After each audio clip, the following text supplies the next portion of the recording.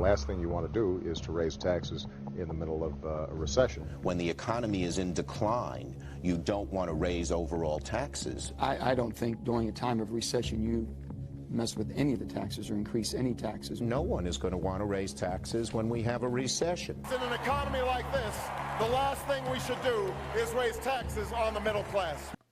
Well, the Democrats just did it. They raised taxes on all Americans while in a recession, something once thought of being completely foolish even by the Democratic Party. We'll get to all that and much more later on. So, hello everyone, and welcome back to your daily government and financial news update. As always, I'm interested in hearing your thoughts on everything, and I wanted to thank everyone for giving my videos likes and sharing them, as that certainly helps push these videos out to other people like you. Okay, so President Joe Biden signed the $739 billion tax and spend bill into law yesterday, notching yet another one of his broken promises. This time, breaking his promise to not raise taxes on any Americans earning less than $400,000 per year. Guarantee, a promise, I've never broken my word. Anyone making less than $400,000 will not see one single penny in their tax raise. I will not impose any tax increase on people making less than $400,000. No one earning less than $400,000 will pay a single penny more in federal tax. Taxes will rise by $16.7 billion in 2023 on Americans earning less than $200,000 a year. Bravely enough, Joe Biden continued lying to all of our faces yesterday after signing the bill, saying that he's keeping his campaign commitment, that is, to not raise taxes even a penny more on those earning less than $400,000 per year. And I'm keeping my campaign commitment. No one, let me emphasize, no one earning less than $400,000 a year will pay a penny more in federal taxes. But of course, as we all now know, multiple nonpartisan experts showed the bill would raise taxes on nearly all Americans. We can see that by looking at data released by the Joint Committee on Taxation, the Congressional Budget Office, and the Heritage Foundation as well. Not only that, but they've decided to hire 87,000 new IRS agents, which experts say they'll end up generating around $20 billion more in new revenue just by auditing Americans earning less than $400,000 per year. So not only will those earning less than $400,000 per year have to pay more in taxes, but they'll also be paying around $20 billion more in taxes just from all the extra audits that end up taking place. Which, let's not forget, a Republican senator in Mike Crapo brought up an amendment which would have kept the IRS from being able to audit a single person with all these new agents earning less than $400,000 per year, but every single Democrat, all 50 of them in the Senate, voted no.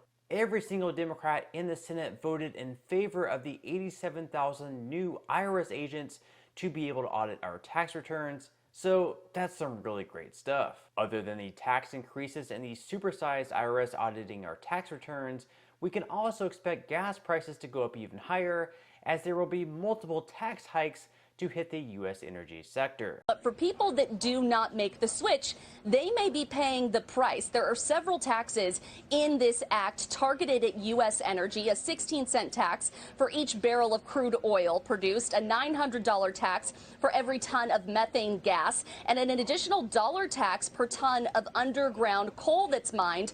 All of these taxes, industry experts say, will make energy more expensive. The president of the U.S. Oil and Gas Association telling me today this: those taxes will be reflected in higher energy costs in everything from manufacturing to agriculture, and will fall disproportionately on millions of small businesses and families who are already rightfully concerned about their future prosperity. Washington never seems to grasp that someone ultimately has to pay. And just another lie about the Inflation Reduction Act, which is pretty much the icing on the cake, is the name in itself, inflation reduction.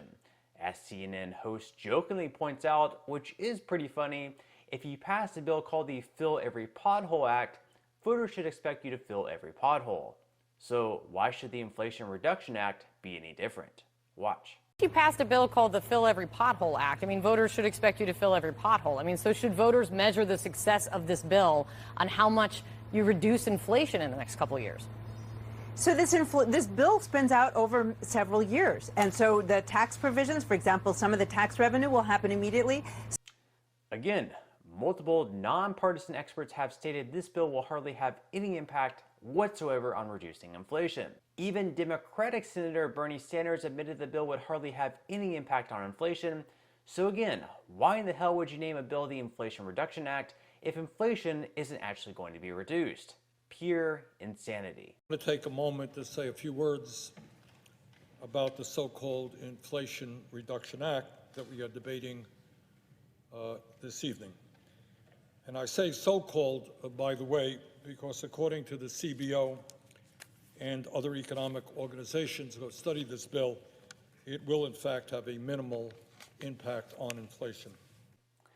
Now, in some news regarding stimulus checks, in previous videos, I have been going over some of the different relief payments going out at the state level, not at the federal level, at the state level, such as the ones going out next week in the state of Indiana. However, I have received a lot of comments from people currently on Social Security benefits, wondering whether or not they would ever receive any extra payments this year. Being that people on fixed incomes have had it especially difficult this year with the highest inflation in the last 40 years, receiving some type of payment could certainly help. Unfortunately though, at the moment, there are no plans for a stimulus check to be targeted specifically for those receiving Social Security benefits. Months ago, there was a petition by the Senior Citizens League advocating for those of you on Social Security to receive a $1,400 stimulus check from Congress, but despite millions of signatures, it hasn't really garnered much interest in Washington. Furthermore, there's currently another petition on change.org, this one for Congress to approve $2,000 per month to every single American, that currently has over 3 million signatures. Now, this one is a lot more unrealistic to take place at this point. $2,000 every single month to every single American is certainly a lot of money. It's just pretty much unrealistic. But the creator still has a petition up for anyone willing to sign, and is hoping to get the count up to 4.5 million signatures. Now again, sitting out $2,000 every single month to every single American for the next few months is extremely unrealistic, as I just mentioned. Something more targeted, specifically for those on Social Security benefits, just to help them get through the rest of the year, since they're not going to be receiving the cost of living adjustment until 2023. Could be a little bit more realistic, but right now there is really nothing on the table. We do have a proposal by Bernie Sanders and Elizabeth Warren that would increase the payments for those of you on Social Security benefits by around $200 per month. But right now, they don't have this bill scheduled for a vote, so we'll just have to wait and see if they move forward on any of these proposals. With that said though, let me know in the comment section below if you would like to see some type of stimulus check being sent out to people specifically on Social Security benefits. Okay, so now moving into some money news, where stocks in large part saw some pretty good gains once again on Tuesday, with the S&P 500 in the green by 0.19%, the Dow Jones up by 0.71%, and the Nasdaq actually slightly in the red by 0.19%. Interestingly enough, Walmart reported higher than expected earnings and revenue for its second quarter, something that was unexpected considering the US falling into a recession. Because of this report, Walmart stock jumped up over 5% for the day. As far as futures go, stocks are slightly in the red, with Dow futures down 0.19%, S&P 500 futures down 0.27%, and Nasdaq futures in the red by 0.42%. After Bitcoin surged into the 25,000s this weekend, it's since fallen just a little bit off and has been down by slightly over 1% over the last day. So considering the market alone is almost back to previous all-time highs of this year, it definitely wouldn't be a bad time to start investing, or if you've already started investing, to continue dollar cost averaging in. So if you would like to receive 6 free stocks and $5 worth of Bitcoin, in the comment section below, I will leave a link where you can receive just that from my partner in Webull. And even if you don't feel like investing at this time for whatever reason, once you receive the free stocks, you can always sell them for what they're worth and transfer that money right back to your bank account. Now, in total, you should be receiving a value of right around $50 or more. Some people have received over $3,000 in the past, which will be taxable by those 87,000 new IRS agents. But still, you can think of that as just some free extra money with just a few minutes of work. But on that note, I'm going to go ahead and wrap up this video. If you enjoyed the content in today's video and you would like to see more like it, I would appreciate if you would give this video a like, subscribe to my channel, and make sure to ring the notification bell. That way, you will be the very first to be notified when I do release future videos. And until next time, I hope you have a wonderful day ahead, and I'll see you in the next video.